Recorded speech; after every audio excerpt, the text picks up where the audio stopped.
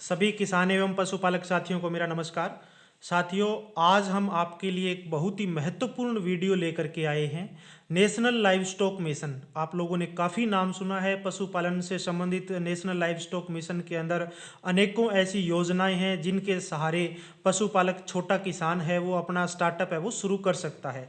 तो आज की पूरी डिटेल की वीडियो पर नेशनल लाइव स्टॉक मिशन जो टॉपिक है उस पर बनाने जा रहे हैं और ये आपके लिए वीडियो बहुत ही महत्वपूर्ण होने वाली है। कृपया इसे आगे कंटिन्यू रखें। तो आज के इसके लिए अपने जो एक्सपर्ट हैं डॉक्टर मुकेश सुथार सर, जो उदयपुर के अंदर agree clinic and agri business centre है इसके नोडल ऑफिसर हैं।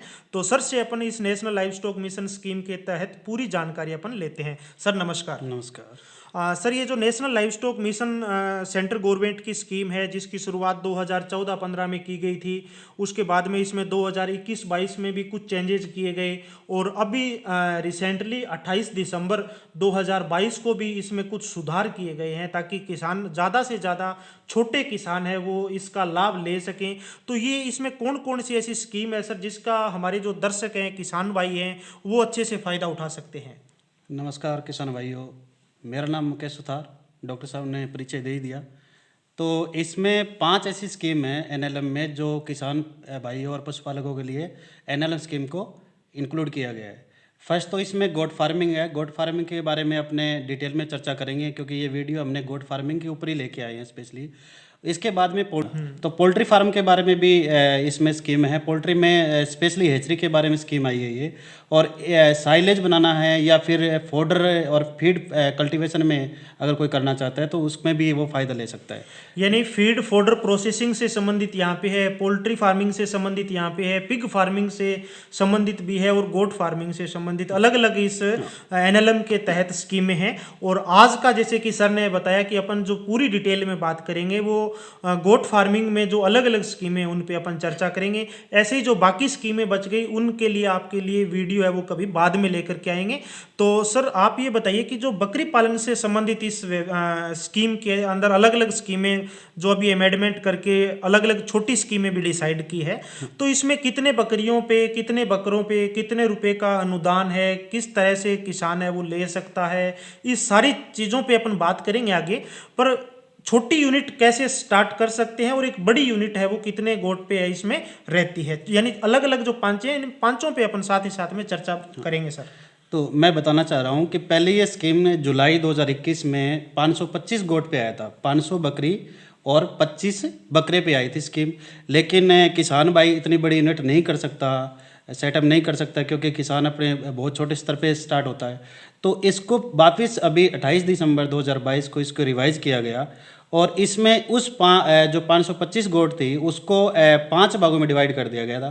फर्स्ट में उन्होंने 100 बकरी और 5 बकरों पे, ये सबसे छोटी स्कीम है। कोई किसान भाई छोटे स्तर पे करना चाहता है तो 100 बकरी लेके और 5 बकरे लेके अपना ये गोट फार्मिंग स्टार्ट कर सकता है। अगर कोई थोड़ा सा बड़ा करना चाहे तो 200 बकरी है, फिर 10 बकरे हैं। अगर फिर तीसरे नंबर पे उन्होंने डिवाइडेशन किया है कि 300 बकरी और 15 बकरे हैं और 400 बकरी और 20 बकरे हैं और फिर 500 बकरी और 25 बकरे हैं। अगर ये 5 डिवाइडेशन किया गया है, पाँचों में अलग अलग सब्सिडी है। अगर कोई 100 और 5 पे करना चाहता है तो 10 लाख रुपए सब्सिडी है और 200 पे 20 लाख रुपए सब्सिडी है, 300 पे 30 लाख रुपए सब्सिडी है और 40 पे 40 लाख रुपए सब्सिडी है 400 पे और 525 पे 50 लाख रुपए मैक्सिमम सब्सिडी है। एक्चुअली ये सब्सिडी आपके प्रोजेक्ट रिपोर्ट पर निर्धारित होती है, ना कि सब्सिडी मैक्सिमम पार्ट ये 10 लाख, 20 लाख, 30 लाख और 40 और 50 लाख मैक्सिमम है। लेकिन ये कंप्लीट एक्चुअली ये गोट फार्मिंग की नहीं, कोई भाई किसान भाई अगर सिर्फ यानी भेड़ फार्म करना चाहता है तो सेम ये स्कीम सेम है। कोई गोट फार्मिंग कर सकता है और भेड़ पालन भी कर सकता है। तो दोनों अलग अलग नहीं है, दोनों एक ही है। तो कोई किसान भाई अगर भेड़ और पशुपालन दोनों करना चाहता है तो कर सकता है इसमें। यानी जैसे कि सर ने बताया कि भेड़ और बकरी पालन दोनों पे इस स्कीम का अपन फायदा ले सकते हैं। कई किसान भाई ऐसे हैं कि हम आधी बकरियां रखना चाहते हैं और आधी भेड़ रखना चाहते हैं, तो भी आप उसमें इसी स्कीम के तहत है वो फ़ायदा उठा सकते हैं।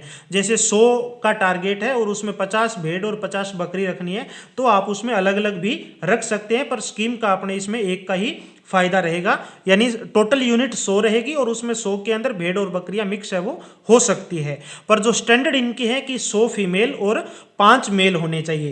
तो जितनी आपके पास में भेड़ें हैं उसी रेशियो के साथ में आपके पास मेल हो जाएंगे, और जितनी आपके पास में बकरियां हैं उसी रेशियो के अंदर आपके मेल के ब्रीडर हो सकते हैं। एक जैसे सर ने इसमें बहुत ही महत्वपूर्ण चीज़ ये बताई कि जो सब्सिडी है वो 10 लाख, 20 लाख, 30 लाख या 50 लाख तक है, पर वो आपकी प्रोजेक्ट रिपोर्ट की कॉस्ट के आधार पे है, या तो मैक्सिमम 50% या जो मैक्सिमम 50 लाख या 40 लाख जो भी है। यदि कोई किसान भाई 525 का प्रोजेक्ट बनाता है और उसमें 1.5 करोड़ रुपए का प्रोजेक्ट चला जाता है, तो भी उस कंडीशन के अंदर सब्सिडी है वो मैक्सिमम 50 लाख होगी, यानी या तो जो अधिकतम जो सीमा है वो उसमें रहेगी। इसके बाद में सर आप इसमें ये बताइए कि इसके लिए आवेदन कोई पशुपालक या कोई किसान भाई या कोई संस्था करती है, तो आवेदन के लिए इलिजिबल कौन कौन है, इसके लिए पात्रता किस किस को पात्र माना गया है इस स्कीम के तहत? इसमें एक्चुअली कोई भी किसान भाई कर सकता है, कोई इसमें क्वालिफिकेशन की जरूरत नहीं पड़ती है। थोड़ा एक्सपीरियंस होना चाहिए, उसके लिए सर्टिफिकेट की आवश्यकता होती है। कौन से डॉक्यूमेंट की आवश्यकता है वो भी मैं आप चर्चा करूंगा। फर्स्ट में इसमें फार्म प्रोड्यूसर ऑर्गेनाइजेशन, अगर आपने कोई एफपीओ बना रखा है वो भी इसमें एलिजिबल है। अगर कोई इंडिविजुअल, अगर आपने पर्सनल करना चाहते हैं वो भी एलिजिबल है। अगर कोई सेक्शन 8 के तहत कंपनी रजिस्ट्रेशन कर रखा है वो भी कर सकता है। उसके बाद में जॉइंट लाइबिलिटी अगर कर रखा है तो वो भी कर सकता है। अगर सेल्फ हेल्प ग्रुप, आपने कोई ग्रुप बना रखा है किसानों का या यूथ का, तो वो भी सभी मिलकर अगर आपका रजिस्टर्ड है तो भी इस स्कीम के माध्यम से आप अपना गोट फार्मिंग शुरू कर सकते हैं।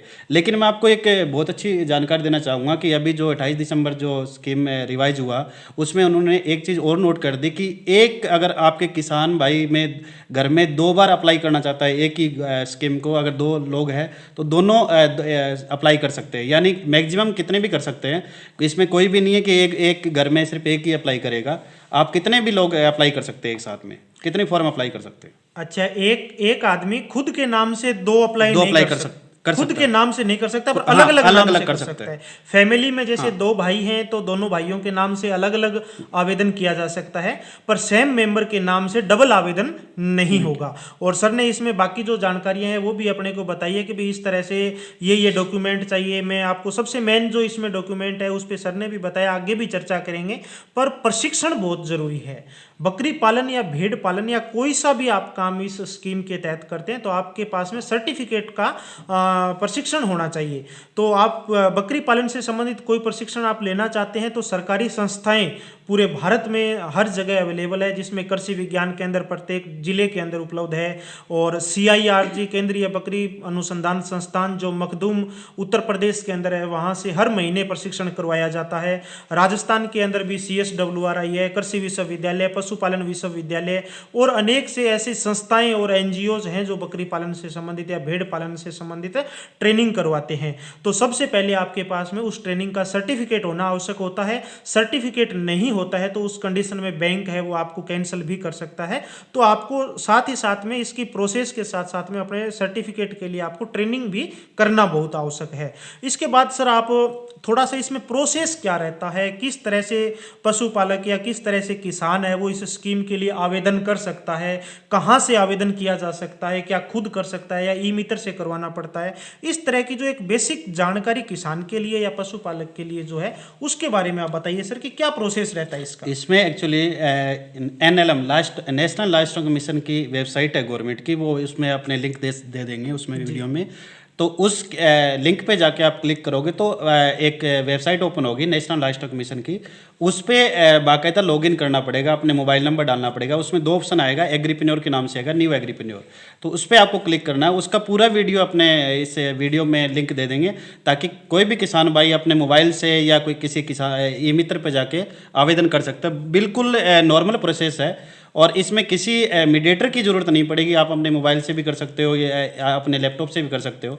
इसमें डायरेक्ट आपको कुछ डॉक्यूमेंट की आवश्यकता होगी। डॉक्यूमेंट की लिस्ट भी इसमें मेन आपको पैन कार्ड, आधार कार्ड और आपका जिस ज़मीन पे आप करना चाहते हो, जिस लैंड पे करना चाहते हो उसके वो ज़मीन अगर आपके नाम है तो उसका जमाबंदी, अगर आप रेंट या लीज पे लेना चाहते हो, एक्चुअली इसमें लीज लगेगा और वो लीज रजिस्टर्ड ही होनी चाहिए। तो वो लीज का भी आपको, अगर आपका प्रोजेक्ट 5 साल का है तो आपको मिनिमम 7 साल का आपको बनाना पड़ेगा। पड़ेगा। और अगर आप 10 ईयर के भी बना सकते हो तो वो बैंक के दायरे के अंदर आएगा, अलग अलग क्राइटेरिया बैंक का। तो आपको मिनिमम 7 ईयर या 10 ईयर आपको लीज बनाना पड़ेगा। दूसरा ये कि इसमें आवेदन करने के लिए जो वेबसाइट दी हुई है उसमें आवेदन करने के लिए बिल्कुल आपको प्रोजेक्ट रिपोर्ट की आवश्यकता होगी। जो अपने बेसिक डॉक्यूमेंट है, जैसे अपना पैन कार्ड है, आधार कार्ड है, अपनी ज़मीन है, अपना एजुकेशन है, और अगर इसमें थोड़ा एक्सपीरियंस सर्टिफिकेट भी चाहिए। जो कोई भी किसान भाई 15 दिन का कृषि विज्ञान केंद्र के माध्यम से, या आपने बताया अलग अलग सेंटर है गवर्नमेंट के, तो उसके माध्यम से वो ट्रेनिंग करके और इसमें आवेदन कर सकता है। लेकिन इसमें थोड़ा डॉक्यूमेंट की प्रोसेस है, वो आपको एक PDF फॉर्म में आपको पहले रखना पड़ेगा। और दूसरा ये कि आपको जो आवेदन करोगे तो उसमें कंप्लीट एक्चुअली इसमें जो प्रोजेक्ट रिपोर्ट बनेगी वो आपके बेस पे बनेगी। भाई आपको 100 बकरी या 5 बकरी लेने हैं, या किस बेस पे आपको कितना करना है, तो उस बेस पे ही आपको वो पूरा फॉर्म फिलअप करना पड़ेगा। अच्छा सर। हाँ, तो यानी इसमें जैसे कि सर ने बताया कि अलग अलग डॉक्यूमेंट चाहिए, उसके साथ ही साथ में एक प्रोजेक्ट रिपोर्ट आपको बनवानी पड़ती है, जिसमें आपका रहता है कि हमारा प्रोजेक्ट है वो इस लोकेशन पे रहेगा, हम इतनी गोट पे या इतनी भेड़ पे या सीप पे हम काम करेंगे, इस लोकेशन पे हम करेंगे, इस ब्रीड पे हम काम करेंगे, ये हमारा 5 साल का या अगले 10 साल का जो हमारा फ्यूचर प्लान रहेगा, वो सारी चीज़ें उस प्रोजेक्ट रिपोर्ट के अंदर आती है। तो सर सबसे बड़ा किसानों के साथ में या पशुपालकों के साथ में या कोई भी लोन के लिए जब आवेदन करता है पशुपालक, तो उनके साथ में सबसे बड़ी समस्या आती है कि प्रोजेक्ट रिपोर्ट कैसे बनाएं या प्रोजेक्ट रिपोर्ट कहां से बनवाएं, क्योंकि ये एक बहुत बड़ा किसान के पास में एक समस्या है। तो इसका क्या हल हो सकता है सर? इसका हल ये हो सकता है कि मैं आपको मेरे मोबाइल नंबर और मेरा एड्रेस दे दूंगा, और बाकायदा मेल ID भी उसमें अटैच कर देंगे, ताकि कोई भी किसान अपने से कांटेक्ट कर सकता है। अगर किसी किसान भाई को प्रोजेक्ट रिपोर्ट बनाना है तो हमसे संपर्क कर सकता है, या अपने नज़दीकी कोई भी चार्टर्ड अकाउंट, जिसे को अपने CA बोलते हैं शॉर्ट में, उससे भी वो अपने प्रोजेक्ट रिपोर्ट बना के आवेदन करवा सकता है। अच्छा सर। लेकिन प्रोजेक्ट रिपोर्ट में उसमें थोड़ा क्राइटेरिया अलग है, क्योंकि ये NLM स्कीम और नाबार्ड की गाइडलाइन के आधार पे ही बनाना पड़ेगा। इसमें आपका मार्जिन मनी भी, इसमें मार्जिन मनी आपका मिनिमम 10% लगाना पड़ेगा। यानी अगर आप 10 लाख रुपए लगाते हो तो आपका 10 लाख की फाइल है, तो कम से कम आपको 1 लाख रुपए अपने घर से पैसा लगाना पड़ेगा। 9 लाख रुपए आपका बैंक लोन और आपका सब्सिडी पोर्शन होगा। तो इसमें 3 पार्टीशन आएगा, एक मार्जिन मनी होगा, और एक आपका सब्सिडी का पोर्शन होगा, और एक बैंक लोन होगा। अच्छा सर। इसमें बैंक का पार्ट भी आपको शो करना पड़ेगा, कितना % आपका बैंक लोन हो रहा है, आपका मार्जिन मनी कितना है, और सब्सिडी इसमें मैक्सिमम जो पार्ट है आपका टोटल अमाउंट पे सब्सिडी आएगा, ना कि आपके बैंक लोन पे आएगा। ठीक है। हाँ। यानी सर ने जैसे कि बताया कि टोटल प्रोजेक्ट को इसमें अलग अलग 3 भागों में बांटा गया है, जिसमें 50% तक जो अधिकतम सब्सिडी है वो सरकार की तरफ से रहती है। कुछ एक पैसा, जैसे सर ने बताया कि कम से कम 10% पैसा है वो किसान को खुद लगाना होता है। जैसे 1 करोड़ का लोन है तो 10 लाख रुपए किसान को लगाने पड़ेंगे, 50 लाख रुपए उस पर सब्सिडी मिल जाएगी, यानी 60 लाख रुपए हो गया, और बचा हुआ जो 40 लाख का जो पेमेंट है वो अपने को बैंक से लोन करवाना होता है। तो प्रोजेक्ट रिपोर्ट में ये सारी चीज़ों की कंप्लीटली डिटेल है वो बनाई जाती है या बताई जाती है। तो वो आप किसी भी संबंधित CA से आप बनवा सकते हैं, या आप सर से संपर्क करके सर का जो प्रोजेक्ट रिपोर्ट बनाने का जो फॉर्मूला और इनके पास में जो सॉफ्टवेयर है वो नाबार्ड और NLM की जानकारी और इन्फॉर्मेशन के आधार पे इन्होंने तैयार किया गया है। तो इनके जो प्रोजेक्ट रिपोर्ट्स इन्होंने बनाई है उन पे काफ़ी राजस्थान में और राजस्थान के अलावा भी काफ़ी लोन है वो पिछले सेशन के अंदर भी सैंक्शन हो चुके हैं, जिसमें 1 करोड़ रुपए का यानी 50 लाख रुपए की सब्सिडी का जो प्रावधान था।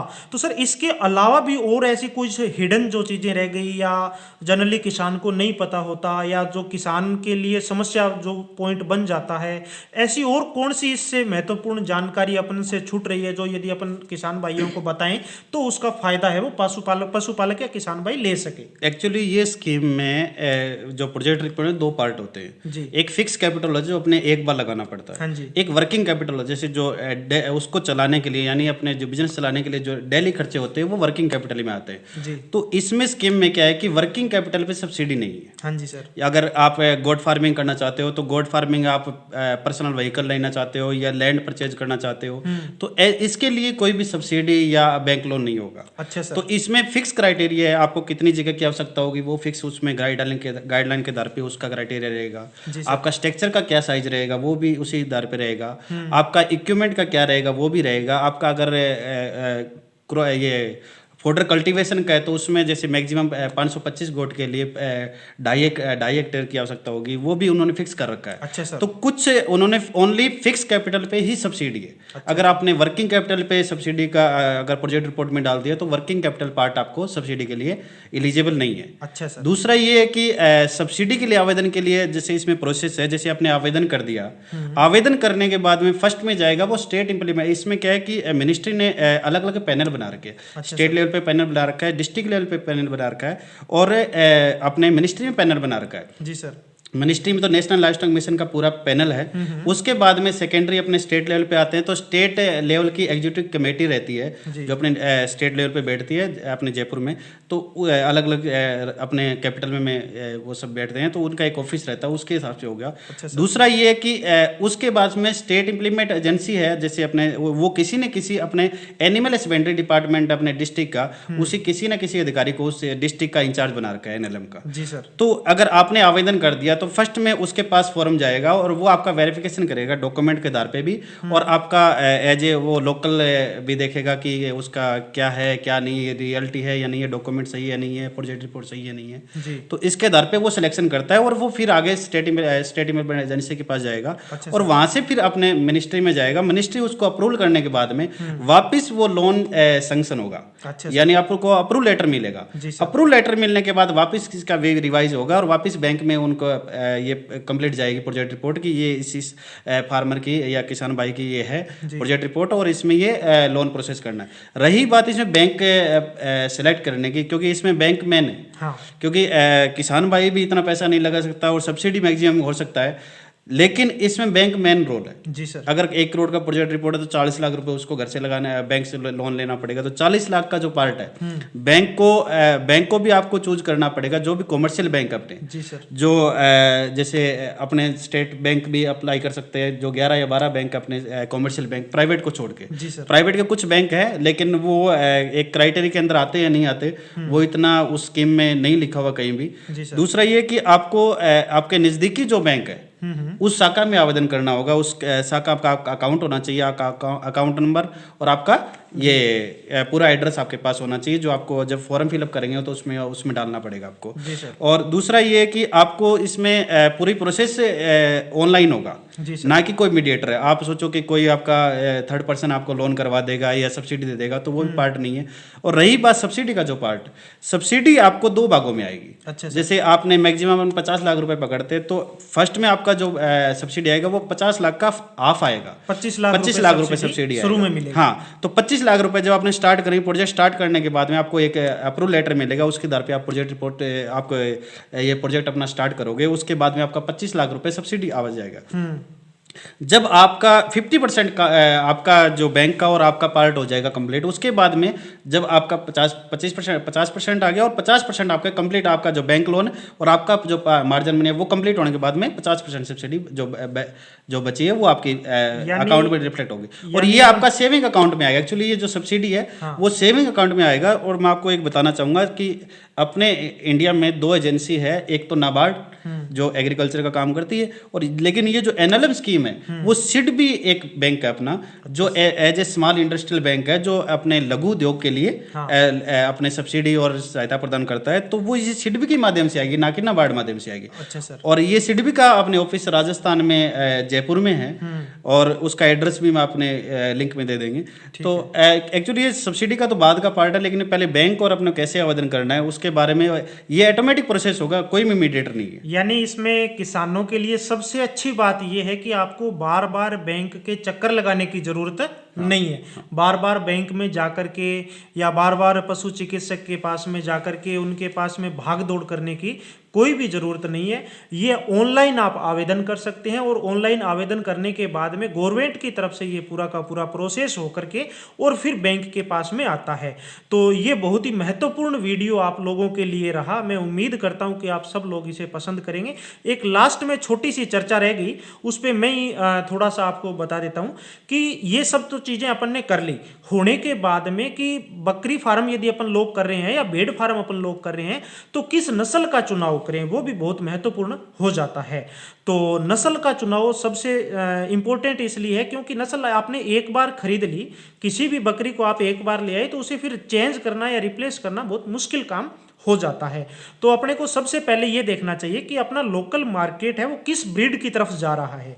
आप जैसे महाराष्ट्र से हैं तो महाराष्ट्र में जैसे मीट टाइप ब्रीड का उस साइड में साउथ में क्रेज है वो ज़्यादा है, या पंजाब साइड से हरियाणा से हैं तो उधर दूध उत्पादन के लिए जो बकरियों की नस्ल है उसका क्रेज ज़्यादा है। राजस्थान की जो बकरियां हैं वो डुअल पर्पस ब्रीड हैं, तो राजस्थान में ज़्यादातर जो साथी काम करते हैं वो डुअल पर्पस ब्रीड पे करते हैं। तो जो डुअल पर्पस ब्रीड है उन पे यदि मैं चर्चा करूँ तो सिरोही नस्ल की बकरी है, काफ़ी अच्छी बकरी है, दूध और मांस के लिए दोनों के लिए पाली जाती है। सोजत नस्ल की बकरी है, गुजरी नस्ल की बकरी है, करौली नस्ल की बकरी है। तो ये अलग अलग नस्ल की बकरियां राजस्थान के परिप्रेक्ष्य के लिए बहुत ही महत्वपूर्ण है। और जो पंजाब और हरियाणा के जो टच का राजस्थान का एरिया है, हनुमानगढ़ और गंगानगर, उस क्षेत्र के लिए यदि मैं बात करूं तो बीटल नस्ल की बकरियों का प्रोडक्शन और परफॉर्मेंस भी उस क्षेत्र के अंदर काफ़ी अच्छा है। हरियाणा, पंजाब, दिल्ली का जो क्षेत्र है उस क्षेत्र के अंदर बीटल नस्ल की बकरियां बहुत अच्छे से सर्वाइव है। महाराष्ट्र, गुजरात और साउथ का जो क्षेत्र है उस साइड के लिए पतीरा नस्ल की जो बकरी है वो भी काफ़ी अच्छी है। राजस्थान की सोजत और सिरोही नस्ल की बकरियों की भी काफ़ी अच्छी प्रोडक्शन और परफॉर्मेंस उस क्षेत्र में है। उत्तर प्रदेश के लिए जो जमुनापारी जिसे तोतापुरी नस्ल की बकरी बोलते हैं, यानी सब बकरियां पूरे इंडिया के अंदर कहीं भी सर्वाइव हो सकती है, बशर्ते आपको ज़रूरत है कि सिलेक्शन आप बकरी की जिस नस्ल का कर रहे हैं उसकी क्वालिटी कैसी है। तो अपने को हमेशा क्वालिटी ब्रीड पे काम करना चाहिए, नस्ल संरक्षण और संवर्धन पे भी अपने को काम करना चाहिए। और अच्छा यदि आपके पास में स्टॉक है तो इस बिजनेस के अंदर मार्केटिंग की कोई भी समस्या नहीं आती। तो मैं उम्मीद करता हूं कि आप सब लोगों को ये वीडियो बहुत ही आपको पसंद आया होगा। सर एक लास्ट में यदि कोई किसान भाई, कोई पशुपालक आपसे ये संपर्क करना चाहता है, ज़्यादा डिटेल में जानकारी चाहता है, तो आपके कॉन्टैक्ट नंबर एक बार आप बता दीजिए ताकि सब लोगों को इस स्कीम का अच्छे से अच्छा फायदा हो सके।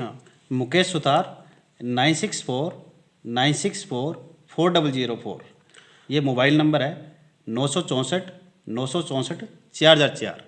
तो यदि आप सर को कॉल करते हैं, सर बाई चांस फ़ोन नहीं उठा पाते तो आप व्हाट्सएप पे मैसेज करके सर को छोड़ सकते हैं। जो भी आपकी क्वायरी है वो सर को आप नोट कर सकते हैं व्हाट्सएप पे। उस जब भी सर को टाइम मिलेगा तो आपको रिप्लाई ज़रूर करेंगे। साथ ही साथ में सर के जो कॉन्टैक्ट नंबर और जीमेल एड्रेस है वो आपको स्क्रीन पे हम दिखा रहे हैं, आप देख पा रहे हैं। तो सभी साथियों ने इस महत्वपूर्ण वीडियो के बारे में जाना, इस स्कीम के बारे में जाना, सभी साथियों का बहुत बहुत धन्यवाद। धन्यवाद सर।